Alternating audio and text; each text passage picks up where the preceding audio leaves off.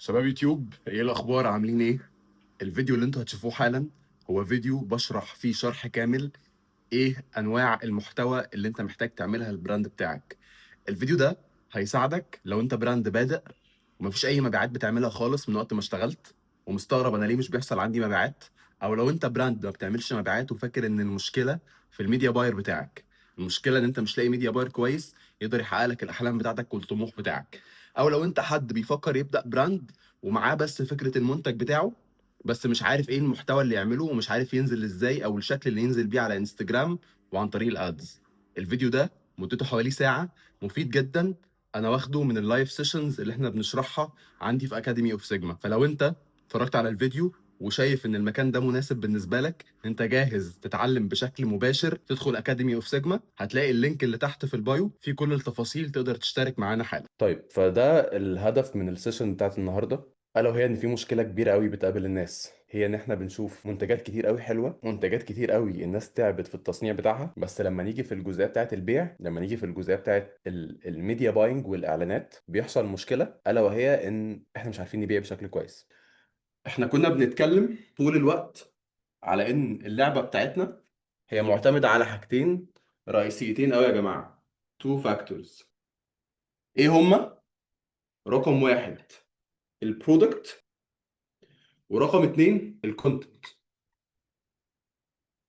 رقم واحد بالنسبة لك هو المنتج بتاعك، ورقم اتنين بالنسبة لك هو المحتوى اللي هيظهر للناس. وفهمنا ان اللعبة بتاعتنا بشكل اساسي ايا يكن البيزنس اللي انت فيه، سواء انت بتبيع هدوم، سواء انت بتبيع اكسسوارز، سواء انت بتبيع شنط، سواء انت بتبيع احذية، سواء انت بتبيع ساعات، سواء انت بتبيع كورس، هو معتمد بشكل اساسي على المنتج بتاعك، معتمد بشكل اساسي على المحتوى اللي انت بتعمله. اللي بيحصل كالاتي ان الناس بتركز جدا على المنتج، وبتركز جدا على البرودكشن بتاعه، وبتحط فيه وقت ومجهود جبار، بس بتيجي للجزئيه بتاعت المحتوى ومش بتحط فيها شغل كويس. فاللي بيحصل ايه وقتها؟ اللي بيحصل وقتها ان البراند عنده قوه في المنتج بتاعه، بس القوه دي مش باينه. زي بالظبط ما انا ابقى راجل عامل كورس كويس جدا وعندي معلومات كتير قوي قيمه، بس مش قادر احط ده قدام الناس واقول لهم يا جماعه دي معلوماتي، ولو عايزين تشتركوا في ده اتفضلوا اشتروا المنتج بتاعي. وصلت الفكره؟ فانت لازم طول الوقت كبراند تبدا تظهر المنتج بتاعك من خلال المحتوى، من خلال الكونتنت. طيب، بيجي هنا بقى السؤال بتاعنا. خليني اقفل دي. بيجي هنا السؤال بتاعنا. ايه السؤال بتاعنا؟ السؤال بتاعنا طيب، انا يا سيجما لسه في البدايه، لسه بادئ اشتغل، فهل انا محتاج اعمل انستجرام والانستجرام ده ابدا احط فيه فيك فولورز علشان الناس لما تبدأ تشوف ان انا، لما يبدأوا يشوفوا المحتوى بتاعي ويبدأوا يدخلوا عندي يلاقوا ان انا عندي متابعين، فيبدأوا يثقوا فيا، فيبدأوا ياخدوا قرار الشراء؟ هل اعمل ده ولا لا؟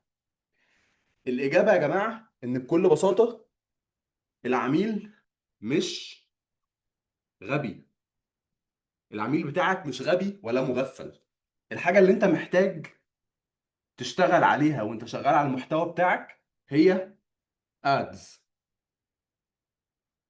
يعني ايه ادز؟ يعني بكل بساطة الاعلانات، الاعلانات بتاعتك. طيب، السؤال التاني، هل حجم البراند بتاعي، يعني انا لسه في البدايه، لسه مفيش حد يعرفني، عندي بس 200 متابع، هل منطقي اقدر اعمل في الشهر 100,000 جنيه و200,000 جنيه و300,000 جنيه سيلز؟ منطقي جدا، ومعانا براندات كتير جدا عملت ده. وانا النهارده لو عملت براند قدامكم الموضوع سهل قوي ان انا في ايام اقدر اوصله الرقم ده. ازاي ده بيحصل؟ عن طريق بكل بساطه يا جماعه الاعلانات.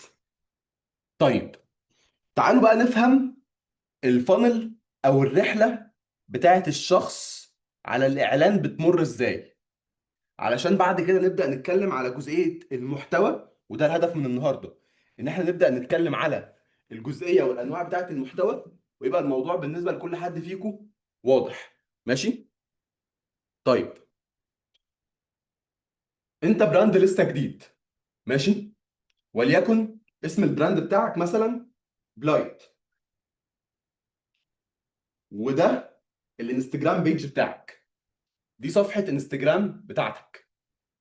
ايه اللي بنبدا نعمله وقتها؟ بنبدا نحط الكونتنت بتاعنا في نقطتين مهمين جدا. بنحط المحتوى بتاعنا في حتتين مهمين جدا. اول نقطه بنحط فيها المحتوى بتاعنا هو البروفايل. فايه اللي بيحصل وقتها؟ عارفين كده لما بتدخلوا على براندات على انستجرام وتقلب على انستجرام نفسه، تلاقي المحتوى بتاع البراند، بتلاقي صور المنتجات، بتلاقي الشوتس نفسها، بتلاقي ناس لابسين المنتج بتاع البراند بشكل معين وهكذا، صح؟ يبقى ده بالنسبه لنا المحتوى ده ببدا اوديه على البروفايل. رقم اتنين ببدا اوديه على ادز، الاعلانات بتاعتي. الموضوع كده واصل ولا لا؟ المحتوى اللي انا بعمله كبراند، تعالى نكتب هنا كونتنت، ببدا اوديه على البروفايل بتاعي وببدا اوديه على شكل اعلانات. تمام. بعد كده ايه؟ كده الهدف من الاعلانات والهدف من البروفايل حاجه واحده بس يا جماعه. ايه هي؟ ان هم يدخلوا الناس على الويب سايت. ماشي. ان هم يدخلوا الناس على الويب سايت، ولما الناس بتوعنا يبداوا يدخلوا على الويب سايت هنا يقدروا ان هم يشتروا المنتج بتاعي. طيب، ايه اللي بيحدد الفلوس اللي انا بعملها قد ايه؟ او المبيعات، حجم المبيعات اللي انا بعمله قد ايه؟ وخلوني اتكلم هنا بكل بساطه، مش عايز اعقدكم بمصطلحات كبيره، عايز اتكلم بكل بساطه. ايه اللي بيحدد الفلوس اللي انا بعملها قد ايه؟ بكل بساطه، المحتوى بتاعي ده شوفوا قد ايه ناس، قد ايه عيون، كام شخص بيشوف المحتوى بتاعي ده. ماشي. كام شخص بيشوف المحتوى بتاعي ده. وهنا بقى يا جماعه في حاجه مهمه قوي عشان تركزوا معايا. النهارده احنا صرفنا في الاعلانات بتاعتنا دي، احنا لسه براند عندنا بس 100 متابع، وصرفنا في الاعلانات بتاعتنا دي بشكل يومي 500 جنيه. 500 جنيه على الجزئيه بتاعت الادز. ال 500 جنيه دول ساعدونا ان احنا نعمل على اخر اليوم مبيعات. وصلت الفكره؟ فانا عندي 500 جنيه ساعدوني ان انا في اخر اليوم اعمل 3 مبيعات. هل الموضوع متعلق بالمتابعين بتوعي؟ ملوش اي علاقه. الموضوع متعلق بايه؟ المحتوى ده هيشوفوا عدد قد ايه من الناس. اللي بيحكم ده ايه؟ اللي بيحكم ده بشكل اساسي الاد سبند بتاعي، الفلوس اللي انا بصرفها في الاعلانات، خصوصا وانا براند لسه بادئ. ماشي. طيب، العميل بتاعي العميل بتاعي دخل عندي، او الشخص بتاعي شاف الكونتنت او المحتوى اللي انا عامله. وهنا بقى السؤال المهم جدا يا جماعه، وعايزكم تركزوا قوي في الجزئيه دي، وعايزكم تركزوا فيها وتجاوبوا عليا في الشات. هل من المنطقي او من الطبيعي ان انا كعميل ادخل واخد قرار الشراء من نوع محتوى واحد بس؟ هل منطقي انا كعميل ادخل واخد قرار الشراء من نوع محتوى واحد بس؟ عايزكم تقولوا لي في الشات. يعني مثلا هل منطقي ان انا كعميل لما اشوف صور بس للمنتج وموديل واقف بيه كده هدخل على الويب سايت اعمل سوايب وادخل اخد قرار الشراء؟ ولا بتحبوا تشوفوا المحتوى ازاي؟ وسؤال تاني وانتوا بتجاوبوا على السؤال ده، عايزكم تقولوا لي طيب، انت كعميل، انت كشخص بتشتري اونلاين، بتشتري بعد كام مرة من ما بتشوف البراند في اعلانات؟ انا مثلا كعمر ممكن اشوف البراند في اعلانات 3 او 4 مرات بيظهر لي، وبعد كده ببدأ اخد قرار الشراء. ده لو حاجة مش بتحل مشكلة اساسية، مش بتحل مشكلة انا محتاجها بشكل طارئ. على سبيل المثال مثلا، حاجة انا محتاجها بشكل طارئ مثلا، وانا اقول لكم حاجات يعني جبتها قريب، جرافيك تابلت مثلا، التابلت اللي انا بقعد ارسم عليه، دي حاجه انا محتاجها بشكل طارئ، فعلى طول اول ما ظهر لي اعلان دخلت اشتريت لانها بتحل لي مشكله. بس حاجه مش محتاجها بشكل طارئ، مثلا التيشيرت ده شكله حلو، فشفت اعلان والتاني والتالت والرابع ليه، قلت بعدها خلاص انا هاخد قرار الشراء. طيب، حلو قوي. طيب جميل. اللي بيحصل بالي كعميل بكل بساطه ان انا لازم اشوف المحتوى ده مره واثنين وثلاثه واربعه زي ما قلت لكم. فمعنى كده إيه يا جماعه؟ معنى كده ان انت كبراند اونر ما ينفعش وانت شغال تحدد نفسك بنوع محتوى واحد. مستحيل.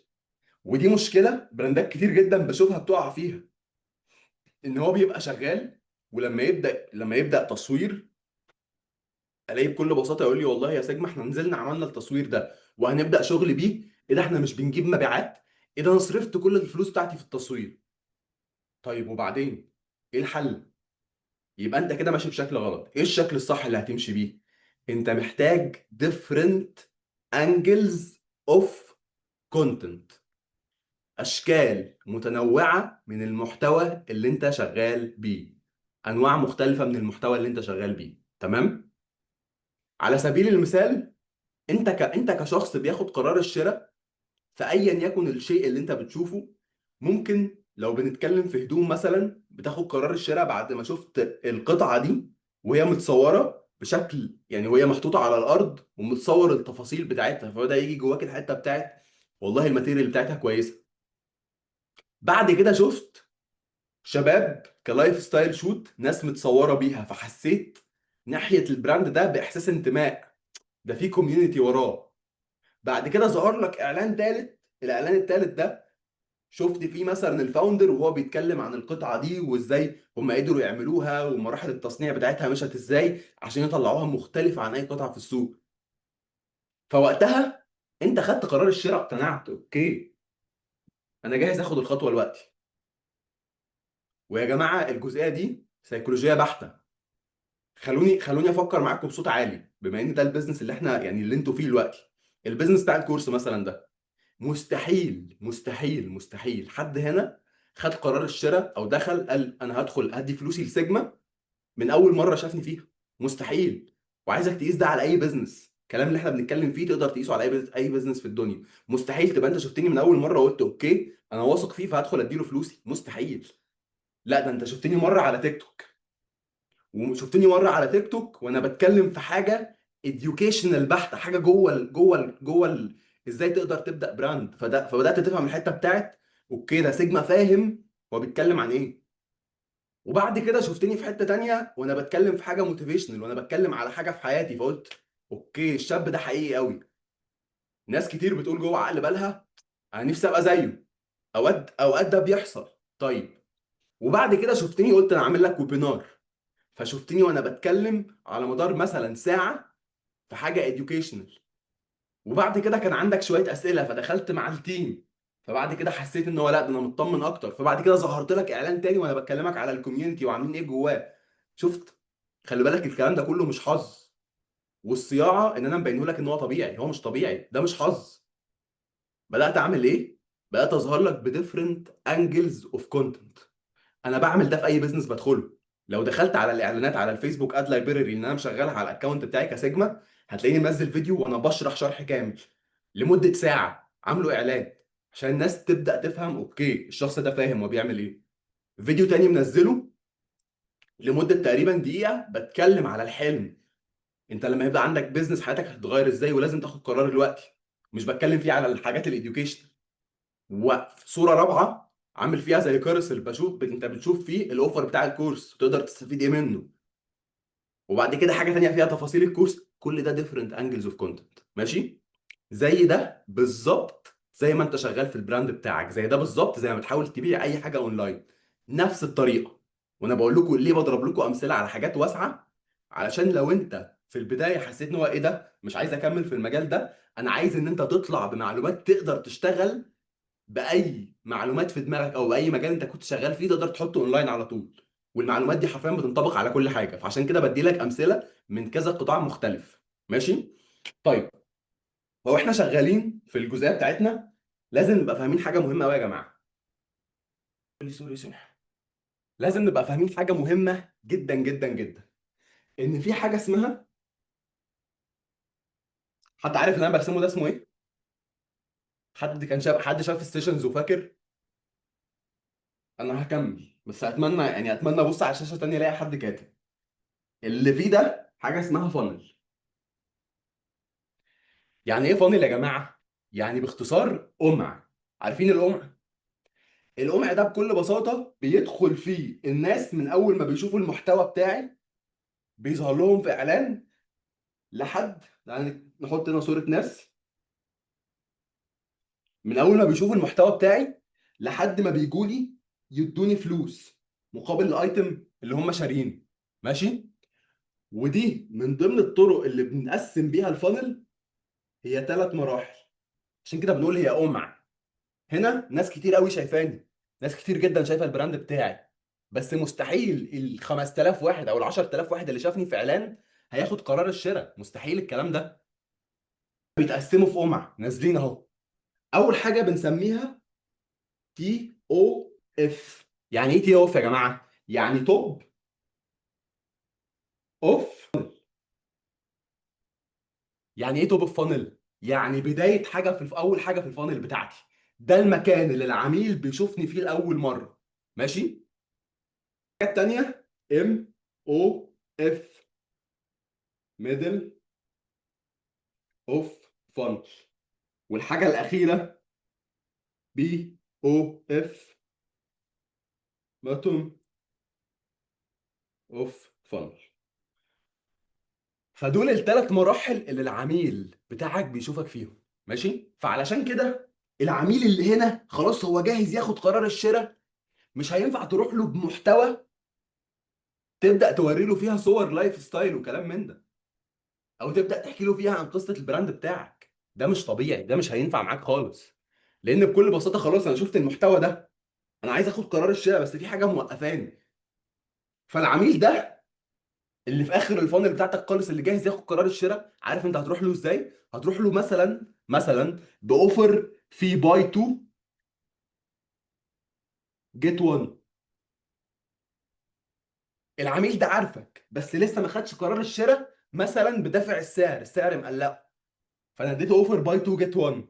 اديته اوفر تاني مثلا جيت 50% اوف على القطعه الثانيه، 50% اوف على القطعه الثانيه اللي هتشتريها. اديته اوفر ثالث خد 10% اوف على اول اوردر هتعمله. وصلت الفكره؟ طيب، اول عميل او العميل هو جاي لي في توب اوف ذا فانل، هو لسه ما يعرفنيش، لسه ما يعرفش انا كبزنس اونر او انا كبراند بقدم ايه. فوقتها ممكن اقدم له فيديو، اوري له فيديو او صوره مثلا للبرودكت بتاعي، هو مثلا كجروب فوتوشوت. وبتشوفوا براندات كتير جدا بتعمل حاجه زي دي. او ستايلينج فيديو، ازاي بنعمل ستايلينج للقطعه دي.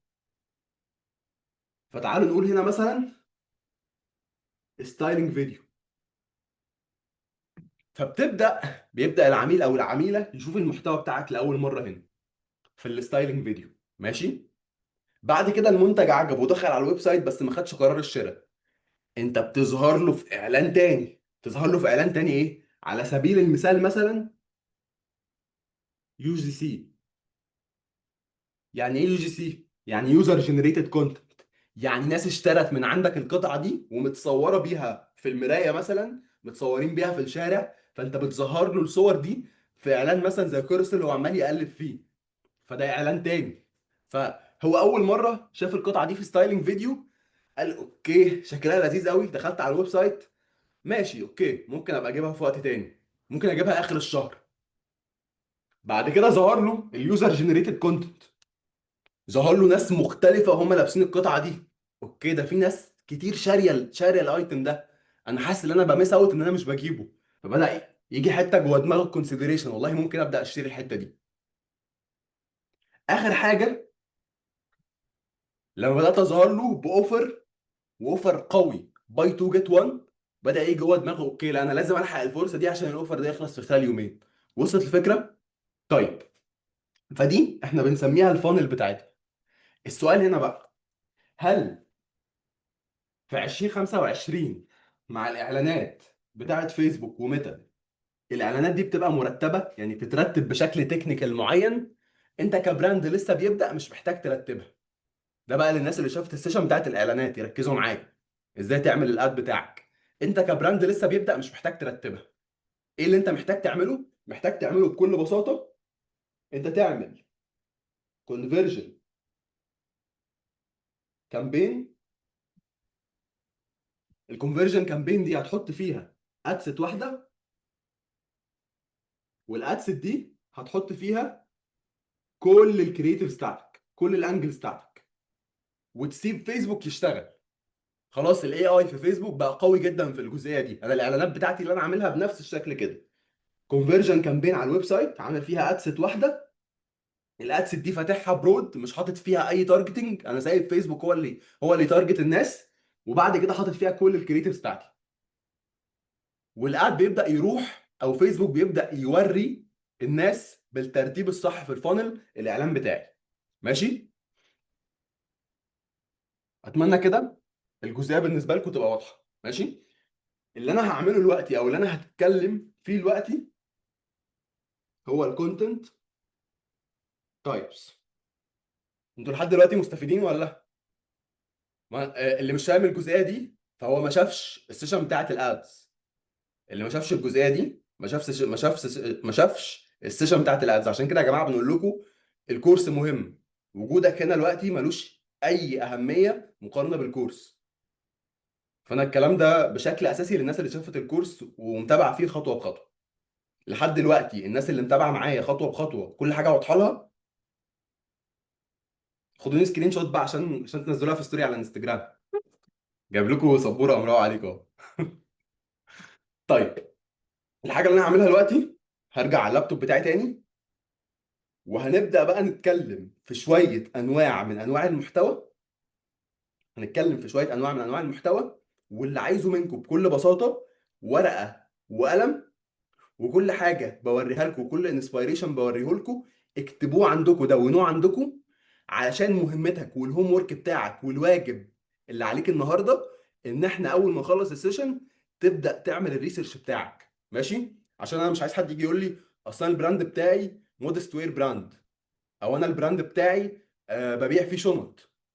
انت عامل الريسيرش بتاعك، انت عارف مين البراندات اللي بتنافسك، انت ماشي بالكونتنت بتاع الكورس. انا هنا عشان اعلمك ازاي تسيد السمكه، مش هديها لك جاهزه واقول لك والله اصل المودست وير براند ده الكونتنت بتاعه. لا، انا هقول لك ازاي بنقدر ندور على ده وايه الانواع اللي تشتغل عليها، وهنخلص السيشن. المسؤوليه اللي عليك المسؤوليه اللي عليك والانضباط بتاعك ان انت تبدا تطلع انواع المحتوى بتاعتك وترتبها، علشان لما تيجي تصور او لما تيجي تشتغل في كونتنت بلان ما تكونش بتضيع وقت خالص. هتجيب المحتوى بتاعك ده منين؟ بكل بساطة من الكومبيتيشن، من البراندات اللي بتنافسك في العميل بتاعك. تمام؟ سواء بشكل محلي او بشكل عالمي زي ما انا وضحت لكم قبل كده. خلونا بقى نرجع على الترابيزة، نبدأ نكمل الجزئيات بتاعتنا. طيب حلو قوي. بسم الله الرحمن الرحيم. بس عايز اعمل جميل جدا. طيب، هنا هبدأ اتكلم على شوية من انواع المحتوى. ويا جماعة مش عايزكم تفكروا كتير، ومش عايزكم تخترعوا العجلة. انواع المحتوى دي هي اللي بتكونفرت. يعني إيه هي اللي بتكونفرت؟ يعني هي اللي بتجيب لكم مبيعات. فما تفكروش كتير، خدوا واعملوا كوبي في البيزنس موديل بتاعكم. جميل. طيب الاول عايز اعمل شير للسكرين كلها. حلو قوي. طيب، اول نوع من انواع المحتوى بتاعنا هو البروفيشنال فوتوشوتس. طيب ده احنا بنستخدمه فين؟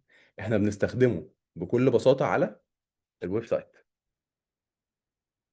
وده بقى حاول تحطه بما يناسب الميزانية بتاعتك، عشان برضو لو انت الميزانية بتاعتك صغيرة، لو الميزانية بتاعتك مثلا تحت 50,000 جنيه، تبقى انت عارف او تبقى قادر تقارن الميزانية بتاعتك هتنفع في ايه هنا ومش هتنفع في ايه هنا. تمام، وتشتغل بالطريقة اللي تنفع الميزانية بتاعتك. طيب، فانا لو شغال بروفيشنال فوتوشوت، انا بشكل اساسي بعمل ده للويب سايت بتاعي كذا، يعني از براند. طيب، ده بعمله ازاي؟ ببقى محتاج منك صور فلات ليز. يعني ايه فلات ليز؟ يعني القطعة وهي متصورة على الأرض، القطعة وهي زي ما بنسميها موك اب، أو هي قطعة مفيش حد لابسها، أو زي القطعة اللي بتبقى زي جوست مانيكان، يعني القطعة لوحدها من غير أي موديل لابسها. طيب، بنبقى محتاجين صور تانية على موديل، اون موديل ستوديو شوتس. بتبقى عاملة ازاي؟ بكل بساطة باك دروب لونه أبيض، والموديل واقف وهو لابس القطعة بتاعتك. الحاجة التالتة كلوز ابس، ديتيل شوت، يعني عايز ديتيل شوتس. طيب دي مهمتها ايه؟ مهمتها انها توري العميل بتاعك الديتيلز اللي موجوده في القطعه، الخياطه والستitching اللي موجوده في القطعه، التفاصيل بتاعت القطعه، شكل الماتيريال عامله ازاي. كل ما كنت مطلع ده بشكل بروفيشنال، كل ما كان هيساعدك انت تعمل مبيعات اكتر، لان العميل هيدخل على الموقع هيبدا يطمن من الجزئيه بتاعت الكواليتي، هيبدا يطمن من الجزئيه بتاعت الفت. ماشي. وهديكوا دلوقتي شويه ملاحظات في الجزئيه دي، ارجوكوا اكتبوها ورايا، سجلوها ورايا ملاحظه ورا التانيه. بس الاول خلوني اوريكوا كذا براند عاملين الويب سايت فوتوشوتس بطريقه كويسه عشان تقدروا تكوبي الموضوع ده منه، وعشان تفهموا يعني الطريقه اللي بتكلم فيها بشكل احسن. تعالوا ندخل على جيدد.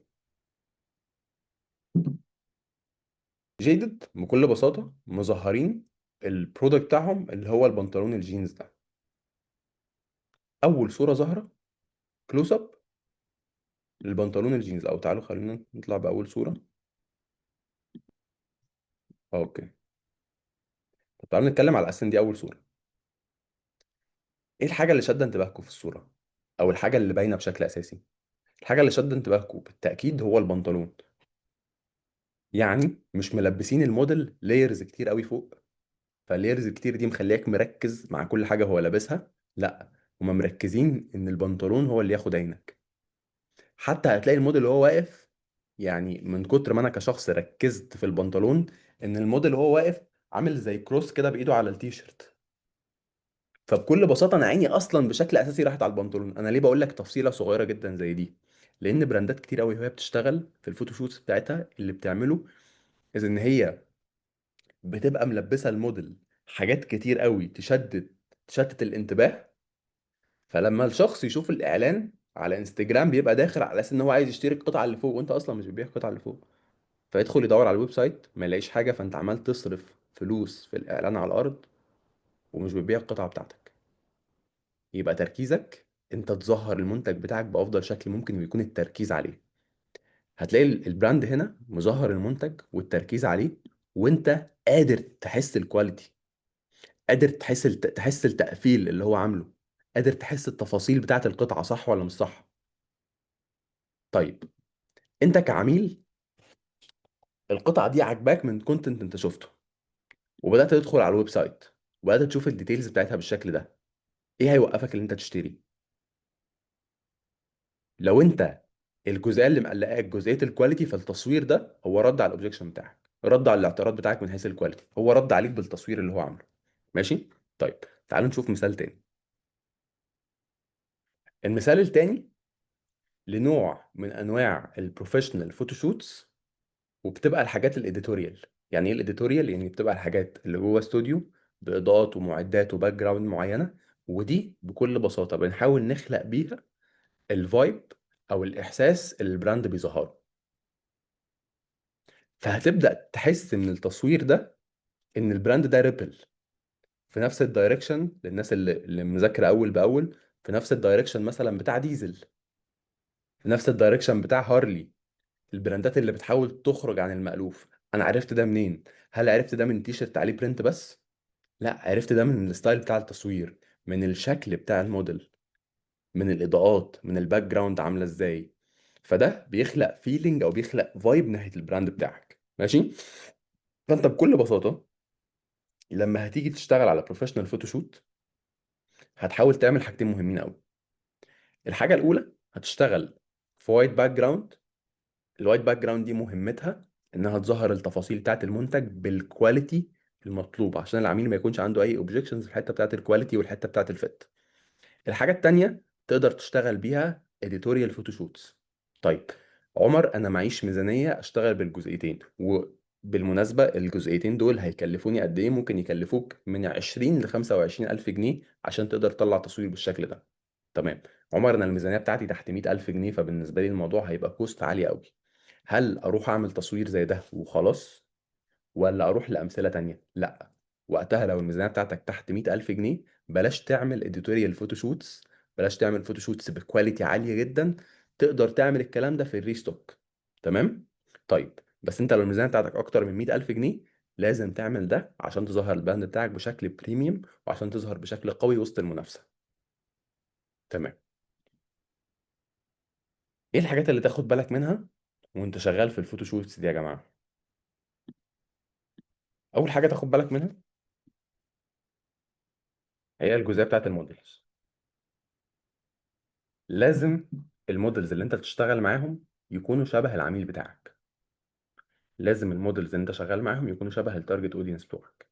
لان برضو في ناس بتقع في اخطاء، اللي هو بيبدا يشتغل عشان يوفر بادجت بقدر الامكان، فبيبدا يشتغل مع موديل في كلاس تاني او بشكل تاني او بدايركشن تاني عن العميل بتاعه، فبيتضح في الاخر ان الاعلان بتاعك بيظهر للناس اللي شبه الموديل ده، لان الموديل ده هو الشخص اللي بيريبريزنت البراند بتاعك.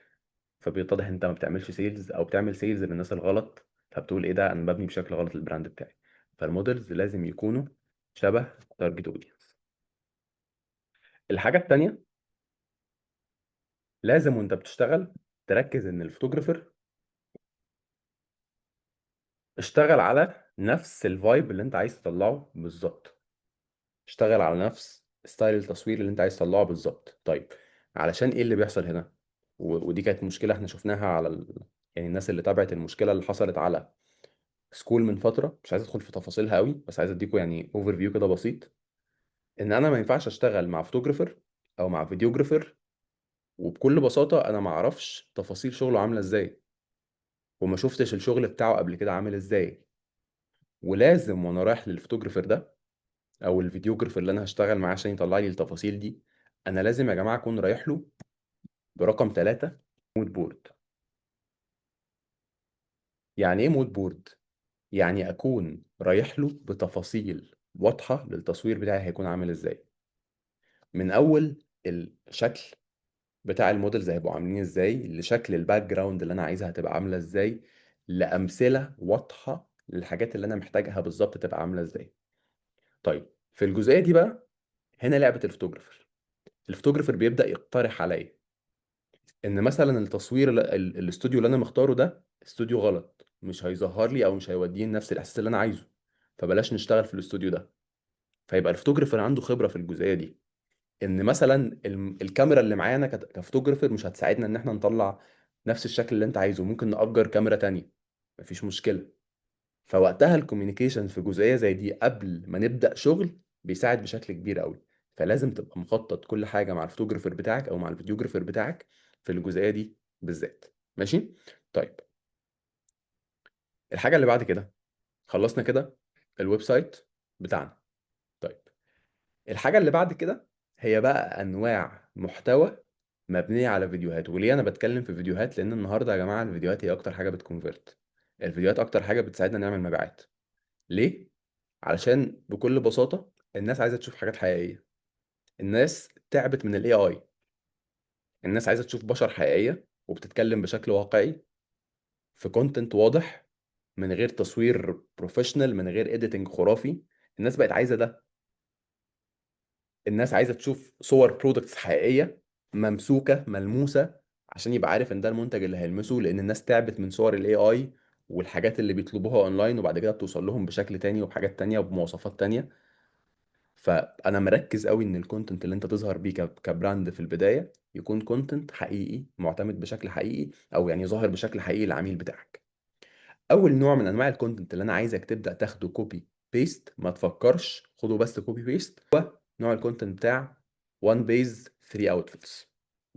طيب، ده يا جماعه، ده بكل بساطه هدفه ان انت توري العميل القطعه بتاعتك، الايتم بتاعك، بثلاث طرق يقدر يلبسهم بيها. ثلاثة اوتفيتس يقدر يلبسهم ببيز واحد او بايتم واحد. فعلى سبيل المثال، والله التيشيرت ده انا النهارده ببيعه، هبدا اعمل محتوى وحد لابس التيشيرت ده، او كونتنت كريتور لابس التيشيرت ده على ثلاث بناطيل مختلفه او بثلاث اشكال مختلفه. مره مثلا هو لابس معاه كاب ولابس مثلا معاه بنطلون جينز، المره التانيه هو لابس عليه جاكيت، المره التالته وهو لابس مثلا عليه شورت مثلا وبيتمرن بيه او شورت للتمرين. وصلت الفكره؟ ده الغرض من وان بيز 3 اوتس. طب ده احنا بنعمل حاجه زي دي ليه؟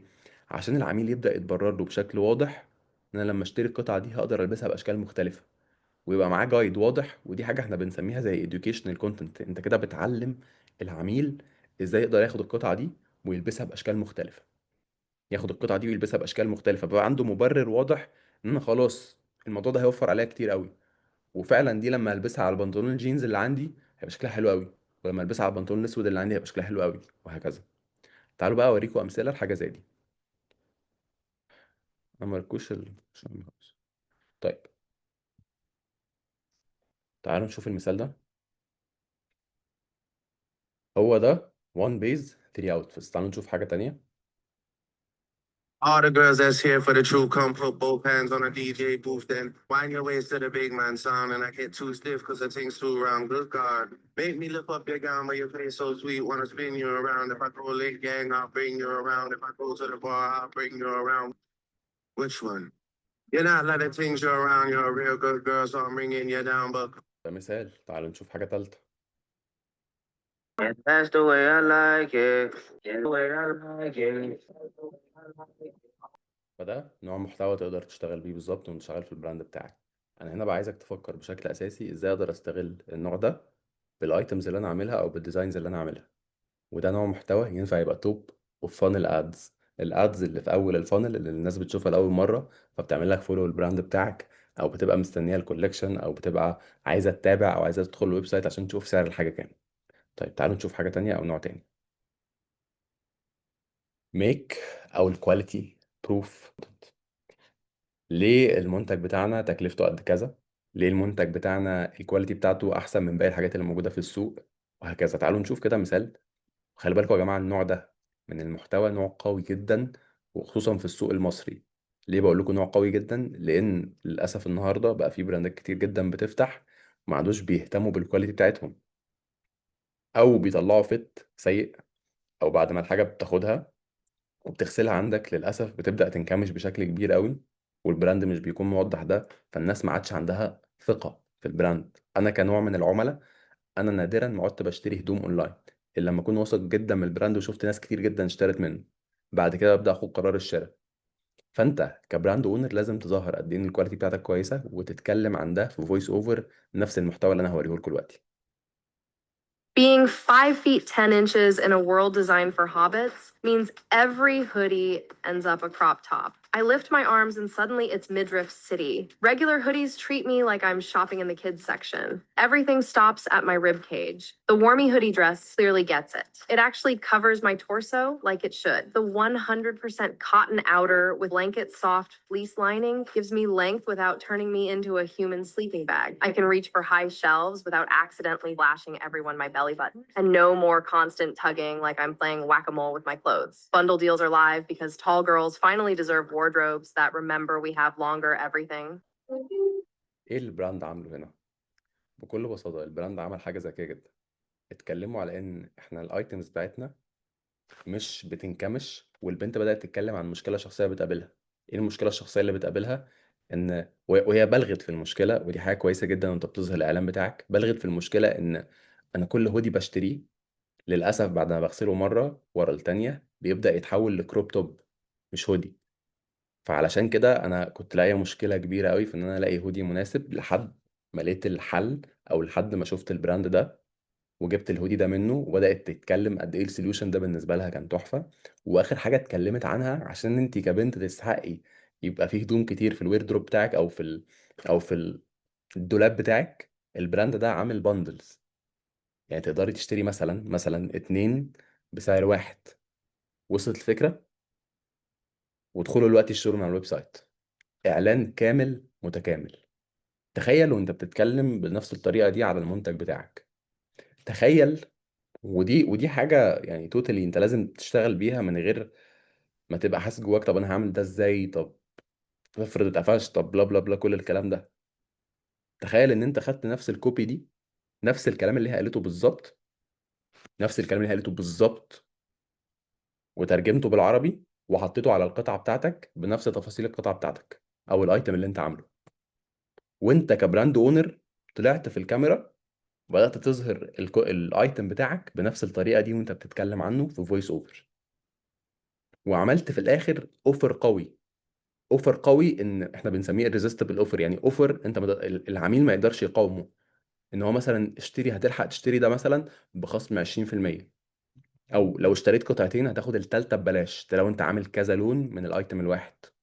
وبعد كده ادخل الحق او ادخل الحق القطعه بتاعتك دلوقتي، او ادخل اشتري دلوقتي. جزئيه زي دي صدقني هتجيب لك مبيعات خرافيه في سوق معظم العملاء بتوعه بقوا شاكين في البراندات. ماشي. هتعمل ايه؟ هتكوبي نفس الطريقه بالظبط.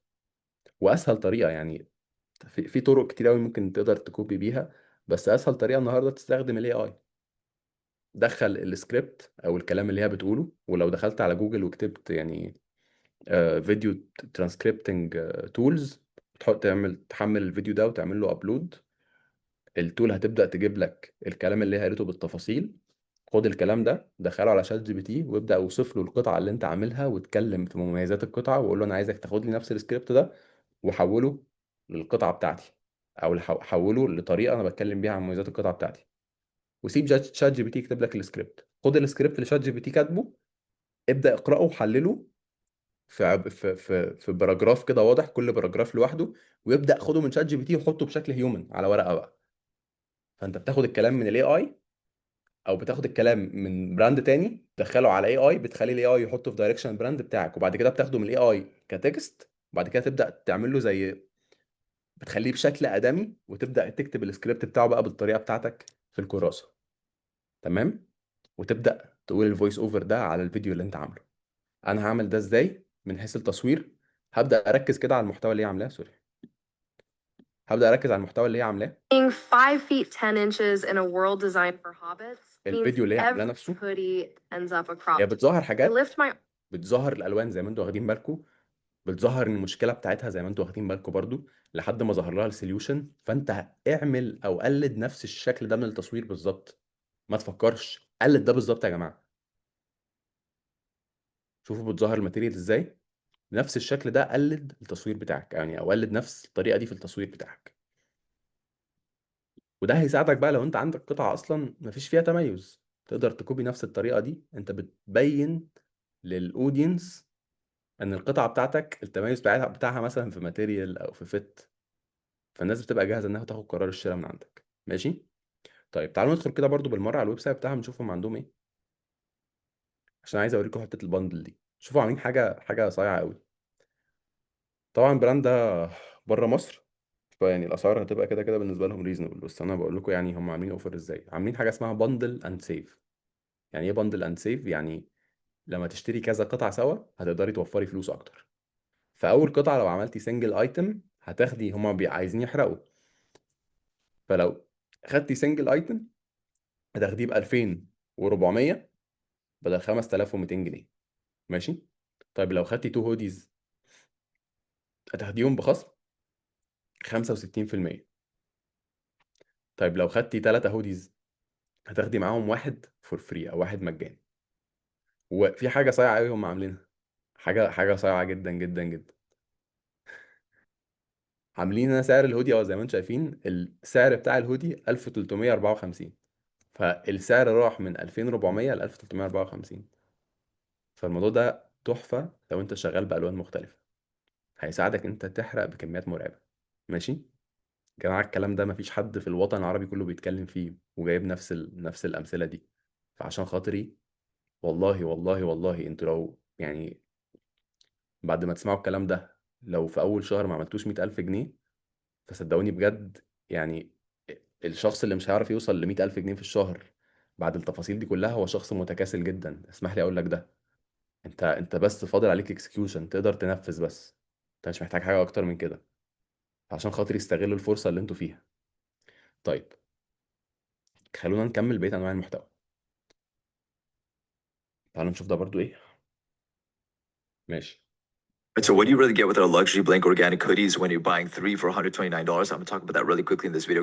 If you're seeing this ad for the first time, or you've seen us for the first time, I'm one of the owners from 7th Studios. We specialize in organic, high quality luxury blank basics for retail and wholesale. You could just go to our Instagram page to find out more. And our quality beats any designer brand out there, but we sell it to you at like half the price. Go to Trustpilot if you don't believe me, or just see for yourself. I really don't need to say much. The quality speaks for itself. We're running an offer right now where you get 3 of these hoodies for $129. Now, this is our Y series boxy oversized hoodie. It's 520 GSM, 100% organic cotton. I'm going to emphasize this, guys. If any ignoramus says, bro, that's too expensive, guys, go to any brand that has organic cotton hoodies that is 520 GSM, super heavyweight, and oversized and boxy like this, you're not gonna find it except that you're gonna find one hoodie maximum for $80 if you're lucky. Usually it's فهمتوا الفكرة؟ وده برضو ممكن يندرج تحت الحتة بتاعت الفاوندر كونتنت، ودي هنتكلم عنها. هنا الفاوندر بيتكلم على القطعة بتاعته ويتحدى الناس ان انتوا عمركم ما هتلاقوا حاجة بنفس الكواليتي وبنفس الفيت دي.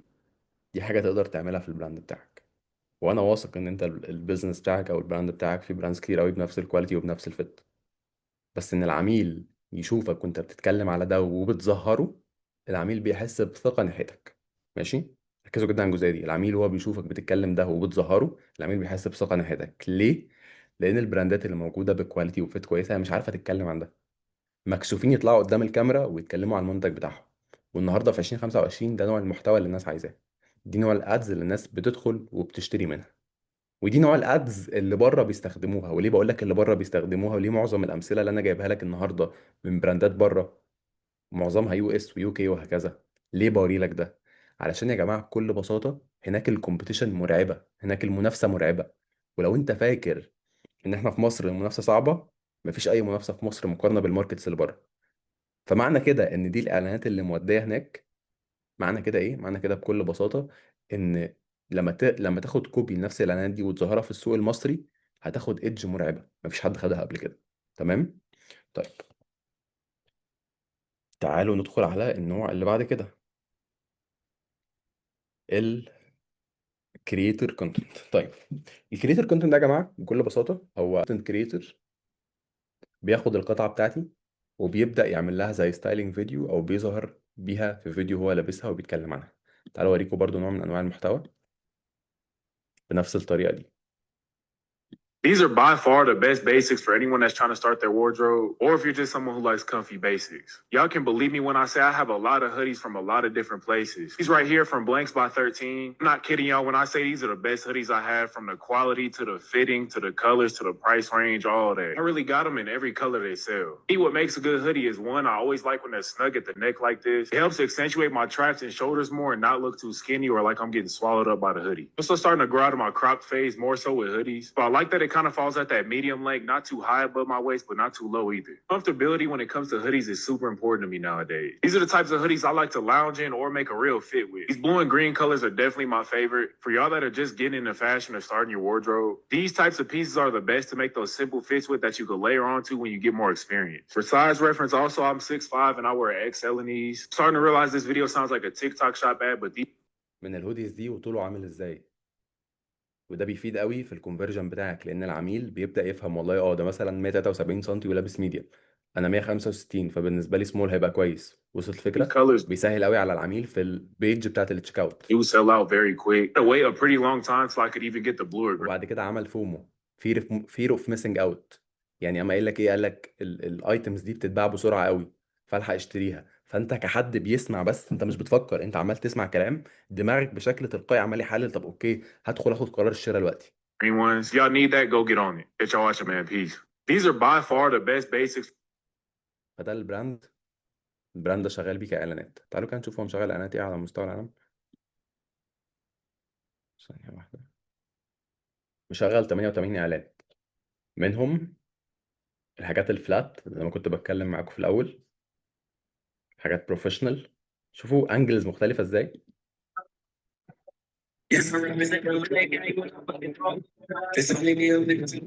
دي زي الحته بتاعت 3 فيتس 1 بيز. Well, Blanks by 13 sent over what they're calling is their perfect t-shirt, and they also sent over their perfect hoodie too. So let's try them on بيتكلموا على الماتيريال بتاعتهم، بيتكلموا على انها بيرفكت، وبعد كده تعالوا نجربهم. and see what we think. Okay, I love. Same deal with the t-shirt. This does fit a little oversized, and although I did go with a medium, I feel like the fit on this one is perfect. And this cup. بروفيشنال فوتو شوتس موجوده جوه المصنع، دي حاجه تقدر تعملها بسهوله لو اتكلمت مع المصنع بتاعك. حاجات زي كده تقدر تعملها بقى بالاي اي. يعني لو بتقولي عايز اعمل حاجه اي اي، حاول تعمل حاجات زي كده بالاي اي، الحاجات الفلات دي، لكن ما تطلعش بره عن كده يعني. لايف ستايل. بصوا يا جماعه، شايفين البراند مشغل كرييتيفز قد ايه؟ 88 اعلان. فما ينفعش انت تيجي بثلاث اعلانات وتبقى جاي بطولتهم على وشك تقول انا ليه مش ببيع. وهو شغال يعني شغال 88 اعلان باشكال مختلفه ومثلا هتلاقي نفس الشخص ده مثلا عامل 3 اعلانات وهو بيتكلم ب3 طرق مختلفة. بدأ ياخد التصوير اللي هو عامله جوه استوديو او جوه المصنع، بدأ يعمل منه صور وهو مظهر الالوان بتاعت القطع، وده طلعه اعلان. بدأ يظهر حاجة فلات الى جانب الموديل وطلعها اعلان. بدأ يظهر حاجات زي ما انتم شايفين هنا UGC، الناس شارية من عنده ولابسة القطع بتاعته، طلعها اعلان. وصلت الفكرة؟ شاب هو طالع حاجة لايف ستايل، وده 100% UGC، ده 100% حد شاري من عنده، ظهر القطعة، طلعوا اعلان. وصلت الفكرة؟ فانت لازم تكوبي ده بالظبط، لازم الكلام ده تاخده كوبي بيست، ما تفكرش، هو ده اللي بيبيع. فما ينفعش تجيب 3 اعلانات وتقول هو انا ليه مش ببيع، هو انا ليه الموضوع معايا مش شغال. تمام. وهتعمل ده بكل بساطه يا جماعه لما تبدا تريتش اوت لكونتنت كريتورز. يعني بكل بساطه انت لو كل يوم بعت ل 20 كونتنت كريتور عايزكم تساعدوني اعمل فيديو كذا كذا كذا، واديت لكل حد فيهم 2000 جنيه، او لو اتفقت مع كل حد على 2000 جنيه، على الاقل هيرد عليك يوميا تعال نقول 3 4 كونتنت كريتورز، هتقفل الديل مع 2. وصلت الفكره؟ موضوع بسيط مش صعب، هو محتاج منك وقت بس ومجهود في الشغل. تمام. طيب، حد بيسأل بيقول طيب مش كل ما بنعمل اعلانات كل ما سعر المنتج بيزيد؟ لا طبعا، لا طبعا. كل ما بتعمل اعلانات او كل ما تعمل انجلز بالشكل ده كل ما سعر البيع او سعر الاعلان عشان تبيع القطعة بيقل عليك، لان العميل السرعة بتاعت اقناعه بتبقى اسرع. فبراند ظاهر بصورة بس زي دي وعامل بيها اعلان مقارنة ببراند ظاهر ب 88 صورة وفيديو، انت كعميل اشتريت من مين اسرع؟ اشتريت طبعا من اللي ظاهر لك ب 88، لان انت حاسس طول الوقت في بروف اوف كونسبت، في ناس كتير شاريه منه، في صور وفي انجلز كتير، انت حاسس بمصداقيه ناحيه البراند ده. لكن البراند اللي ظاهر لك بصوره واحده قرار الشراء من ناحيتك ليه اقل بكتير قوي، لان هو كل شويه نفس الصوره عماله تظهر لك. مفيش عندكم غير المحتوى ده. طيب، اقسم الميزانيه ازاي؟ اقسم الميزانيه دي بقى هنتكلم فيها في سيشن تانية، انا بس عايز اركز في جزئيه واحده النهارده واجيب اخرها، وبعد كده واحده واحده نبدا ناخد بقيه النقط. خلونا نرجع. كل ما تزود اعلانات مش هيزود تكلفه الاعلان، عشان كده يا جماعه انا كنت برسم لكم الرسمه بتاعه الادسيت والكرييتيفز اللي موجوده. يا جماعه ارجعوا للسيشن بتاعه الاعلانات ارجوكم. والادز هتكلفني كام؟ مشروح في الكورس. طيب، الجزئيه دي محتاجين نتكلم عليها في الاخر. حلو قوي. طيب تعالوا نروح لحاجه بعد كده، الفاوندر كونتنت. الفاوندر كونتنت يعني اكبر مثال عليه في مصر حاليا الشاب بتاع واي ستوديوز. طيب ايه الانواع اللي انت ممكن تعمل بيها فاوندر كونتنت؟ تقدر تعمل حاجات بيهايند ذا سينز، الفيديوز اللي انت فيها ظاهر في المصنع وانت بتوري العميل بتاعك الايتمز اللي انت عاملها، زي حرفيا نفس الكونتنت بتاع واي ستوديوز انت ممكن تكوبي نفس الطريقه ونفس السكريبتس اللي هو بيتكلم بيها وتطلعها في اعلانات. في فاوندر ستايلينج كونتنت. يعني ايه فاوندر ستايلينج كونتنت؟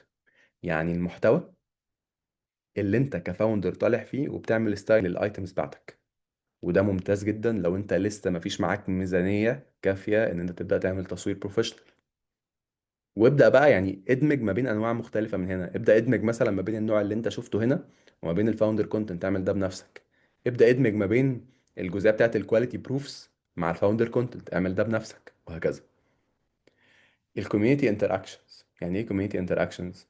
يعني انت كفاوندر مثلا وانت طالع وبتقول او وانت مثلا طالع في فيديو في اعلان، ودي خلي بالكم مؤخرا مرعبة والانجيجمنت بتاعها مرعب، ان انت مثلا كبراند عامل Q&A، فجه حد مثلا سألك والله، او انت يعني رد على نفسك بقى، يعني اعمل دي بنفسك. حد سألك هو انا لو اشتريت 2 هوديز مفيش خصم؟ فترد في فيديو جماعة احنا عشان ناس كتير قوي سألتنا عن الجزئية دي، احنا عملنا لكم خصم لو اشتريتوا 2 هوديز هتاخدوا خصم 50% على الهودي التاني. هتحطها في ستوري. بس كده؟ لا طبعا مش بس كده.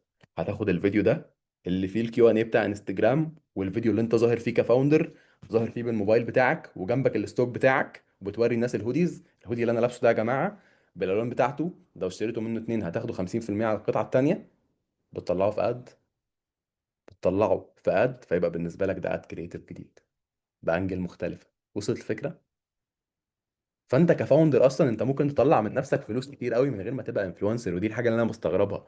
الناس تيجي تقول لي يا عمر، ما هو انا فاوندر كونتنت لازم اعمل ستوري تيلينج. انت مش لازم طول الوقت تعمل ستوري تيلينج. وخلي بالكوا الستوري تيلينج دي حاجه، هي حاجه مؤقته جدا، لان بيجي وقت وبتتحرق خلاص. فاهمني؟ يعني كل حد بالوقت بيتكلم في الجزئيه المؤثره في الستوري بتاعته. فمثلا واي ستوديوز مثلا لما طلع اصل مثلا انا بعمل ده عشان مامتي وعشان كذا، وقصه مؤثره جدا، بس خلاص يعني بالوقت حاجه زي دي بتبدا تتحرق. تمام. واحنا انت كعميل لما بتيجي تتفرج وبتحس البراند بيكبر بيكبر بيكبر والطموح بيكبر بيكبر بيكبر، وبدات تشوف البراند في حته ناجحه قوي، حته الستوري تيلينج العاطفيه بتبدا تطلع منك او بتبدا تنتزع منك. فدي حاجه ما تقدرش تعتمد عليها اصلا طول الوقت. لكن حاجه زي كوميونتي انتراكشنز دي تقدر تعتمد عليها طول الوقت. اخر نوع البيرسونال وينز والستراجلز، وده نوع ممتاز جدا جدا جدا لان هو بيكون فيري هيومن. وده براندات كتير قوي على تيك توك لو تلاحظوا مؤخرا هتلاقوا براند اونرز كتار بيطلعوا يتكلموا عن ده.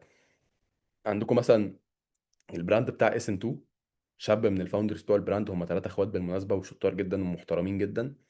اخوهم الصغير طلع وبدأ يتكلم بقى والله احنا ازاي قدرنا نوصل وقدرنا نعمل مثلا 3000 بيعة من الهودي ده في يوم مثلا يعني. وبدأ يتكلم عن الخطوات اللي عملها وبيشارك النجاحات بتاعته مع الناس. زي ما تشوفوا مثلا في واي ستوديوز الستراجلز. يا جماعه انا عايز اعتذر لكم جدا، الايام اللي فاتت كان فيها ضغط مرعب، فانا بعتذر لكل حد خد البرودكشن بتاعنا وما كانش مناسب مع التوقعات بتاعته. بس انا بحاول عشان اعمل كذا كذا كذا، والموضوع خد مني وقت كبير قوي. انا ما كنتش اعرف ده بيتم ازاي، بس حاولت اشتغل عليه مره ورا التانيه ورا التالته. بس اوعدكم الفتره الجايه هيبقى احسن. الناس بتقدر تريليت لحاجه زي دي لانها بتحسها حاجه هيومن. الناس مش بتتعامل مع الكيان ده ان هو حاجه بروفيشنال وبراند وكيان كبير وكل الكلام المتعجرف ان احنا كعملاء ما عدناش بنحبه في 2025. الناس بتتعامل مع البراند وقتها ان هو حاجه فيري هيومن، فبيبقوا قريبين منه بشكل نفسي فعايزين ياخدوا قرار الشراء. ده الفاوندر كونتنت اللي ممكن تشتغل عليه. تمام. موضوع بسيط قوي ومش لازم تاني يبقى جواه حته الستوري تيلينج. انا مش فاهم اعمل دي ازاي اللي هي ايه بالظبط. ممكن توضحي لي بس؟ طيب، اخر نوع بالنسبه لنا هو اللايف ستايل. اللايف ستايل كونتنت هو الكونتنت اللي انت كبراند اونر بتوري فيه اللايف ستايل بتاع البراند عامل ازاي. day in the life edits. عايز اوريكم حاجه معموله بالشكل ده مع كودي وامبل. الكودي وامبل بقى دول بجد مش طبيعيين. آه مش طبيعيين مش طبيعيين يعني. عاملين الكوليكشن بتاعتهم مع زازا. عايز اجيب ده في مصر. طيب ادوني دقيقه واحده عشان في حاجه انا بجد لازم اوريها لكم. كودي وامبل مؤخرا بدأوا يدخلوا على الجزئية بتاعة تيك توك وما شاء الله فعلا عاملين شغل فظيع قوي. فأنا عايز أوريكم الحاجات اللي هم مطلعينها. بالظبط يا عمر. عاملين مثلا نوع من أنواع المحتوى اسمه أسبوع في كودي وامبل. هي بجد ما اسمهاش كودي ويمبل، ما اسمهاش كودي وامبل، يا عم أنا بقول اسمها كودي. كودي وامبو. الاسبوع ده جات لنا اول عينه من الواتر بروف بانس وشويه عينات جديده من الفلانل زيب ابس وسامبل للامبرويدري اللي هتكون على البولو. وكان عندنا عيد ميلاد عمر فرق المفاجاه بتاعته. ونيجي لفقرتنا وفقرتكم المفضله وهي الديزاينز. بنعمل برزنتيشن كده كل اسبوع، دي الوان جديده عايزين نعملها. في حاجات هتتعمل، في حاجات لأ لسه هنشوف في التصنيع. وبجد ادعولنا حاجات البنات دي تتصنع. وقلنا ناخدكم معانا المخزن شوية. السلام عليكم. سلام. تمام دلوقتي حالا. دلوقتي بنحضر الاوردرات دي، اوردرات السيل. زي ما انتم شايفين الاوردرات عاملين سيل على ايه؟ على الهوديز كلها. يا نهار. انا هديك وهنتكلم النهارده عن اللونج سليف شيرت. الانسبو ان انا كنت عايز اعمل حاجه تبقى لونج سليف شيرت بس في نفس الوقت تكون مفشوفه، حالتها صعبه يعني. الديزاين ده متقسم لكذا لاير. اهم حاجه فيهم هي الامبلم اللي هو جوه الاسد. ادينا شويه ديستريس وحركات، عملنا له انك بليد عشان يبقى التكسر بتاعته اقوى شويه. انا والله ما اعرفش، انا حسيت ان هو شكله روش. يا جماعه برضو نصيحه، ما تفكروش كتير. لو شايفين حاجه شكلها روش ودوا يلا باي باي. بس فده اللي بيحصل. وده نوع محتوى انت ممكن تشتغل بيه، بس طبعا ما تقارنش اليوم الاول ليك باليوم المية بالنسبة لشخص تاني. ما تقارنش اليوم الاول ليك بالنسبة لليوم المية بالنسبة لشخص تاني. الناس دي بقالها كتير قوي بتعمل ده، والناس دي عندهم باك جراوند سينماتيك، فهم قاعدين يطلعوا ده بشكل بروفيشنال جدا وقاعدين يطلعوا ده بشكل انت حاسه قريب من قلبك. وانت بتعمل ده في البدايه مستحيل يبقى بالشكل ده، ولو عملته بالشكل ده اصلا ففي حاجه غلط. فتوقع ان انت في البدايه لما تيجي تعمل ده هتعمله ب 10% صح. بس اهم حاجه ان انت تعمله 10% صح، بعد كده 20%، بعد كده 30%، وتبدا تطور. فنوع من انواع المحتوى اللي ممكن تشتغل بيها day in the life edits. وتقدروا برضو تشوفوا المحتوى بتاع نيرة أو اسمها نيرة مش عارف. نيرة دي بتاعت آه والله نسيت اسم البراند بتاعها، بس البنات هيفكرونا بيه. بتاعت سيلف ده براند. تقدروا تشوفوا المحتوى بتاعها على تيك توك. day in the life. بتتكلم وبتوري المخزن بتاعها، البنات اللي في المخزن، الخطوات اللي بيعملوها، البراند شغال ازاي، الستراجلز اللي بيقابلوها. ده لايف ستايل كونتنت. جروب انرجي شوتس. طيب، جروب انرجي دي بتساعدني بشكل اساسي ان انا كبراند اقدر اظهر الاحساس بتاع الكوميونتي. واكتر براند شاطر قوي في الحته دي هو كورتيز. طول الوقت تلاقي كورتيز شغال بالشكل اللي فيه جروب، فيه شباب، فيه كوميونتي. تحس ان ده مش حد لوحده، لا ده فيه كالت ورا حاجه زي دي. في احساس ان في ناس كتير قوي بتشجع الحاجه دي. فده بنسميه لايف ستايل شوتس. انت هنا بتظهر لايف ستايل الناس اللي لابسه البراند بتاعك ده، اللايف ستايل بتاعهم عامل ازاي. وده بيخليك تريليت للتارجت اودينس بشكل اسرع بكتير واحسن بكتير قوي. البيهايند ذا سينز لسه موريكم حاجه زي دي دلوقتي. والموشن كلوز ابس دي الفيديوز اللي انتوا بتشوفوها، وبكل بساطه بيكون فيها الايتمز متصوره بشكل كلوز. تعالوا اوريكم الفيديو ده من براند بالما في مصر.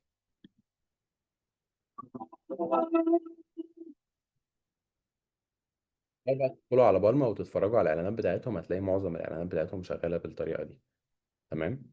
ممكن تاخدوها تعملوها كوبي بالظبط وتسجلوا البيزنس بتاعكم. ده موشن كلوز. ماشي.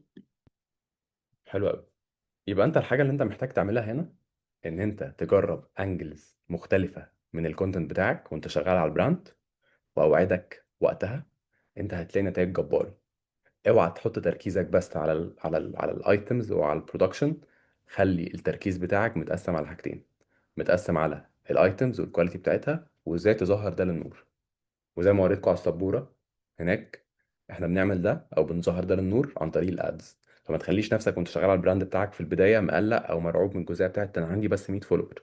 لا، اللعبه مبنيه على جزئيه الاعلان اللي انت بتحط فيه في البدايه مثلا 500 جنيه في اليوم او 300 جنيه في اليوم.